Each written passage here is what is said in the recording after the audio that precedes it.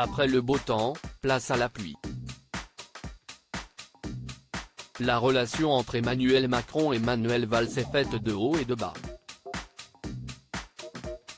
Elle avait atteint son crépuscule avec l'investiture le REM reçu par l'ex-premier ministre pour les élections législatives de 2022, mais aussi le soir de la réélection d'Emmanuel Macron avec sa présence au premier rang. Mais à peine un an plus tard, et un échec pour se faire élire député, Manuel Valls a critiqué l'actuel chef d'État sur plusieurs sujets auprès du Point, ce mercredi 15 mars, de la réforme des retraites jusqu'à son bilan politique, en passant par la guerre en Ukraine. Aux yeux de Manuel Valls, un sentiment de déclin s'est imposé en France, regrettant par la même occasion un affaissement moral et une crise politique sans fin. Dans tout ça, quid de l'action présidentielle menée par son ancien partenaire au gouvernement? Emmanuel Macron n'a pas été capable en 2022 de fixer un cap au pays, un projet à partager avec les Français. Il y a un déficit de vérité et de sens, a-t-il déclaré auprès de nos confrères du Point.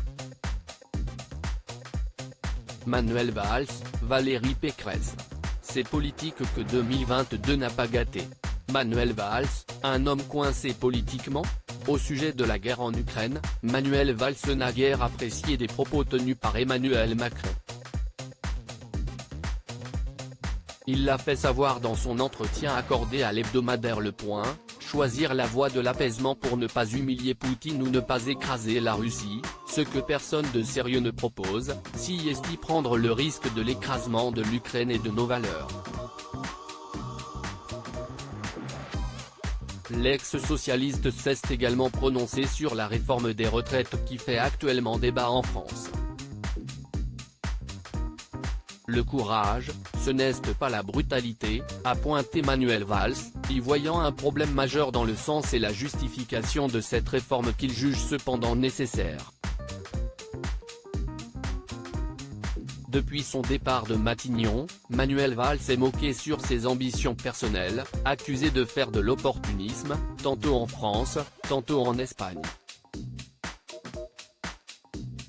Alors qu'il se définit comme un spectateur engagé, l'époux de Susana Gallardo a affirmé connaître la lecture médiatique qui consiste à voir dans son soutien au président, lors de la présidentielle, l'unique finalité de ses intérêts. Et de regretter auprès du Point, tandis que mes critiques sur sa politique sont mises sur le compte d'une supposée déception. En somme, je suis coincé. Face à ses détracteurs, celui qui sort un livre, ce jeudi 23 mars, baptisé Le courage guidait leurs pas, s'est notamment défendu d'avoir des valeurs constantes et enracinées. Crédit photo, Stéphane Le Mouton.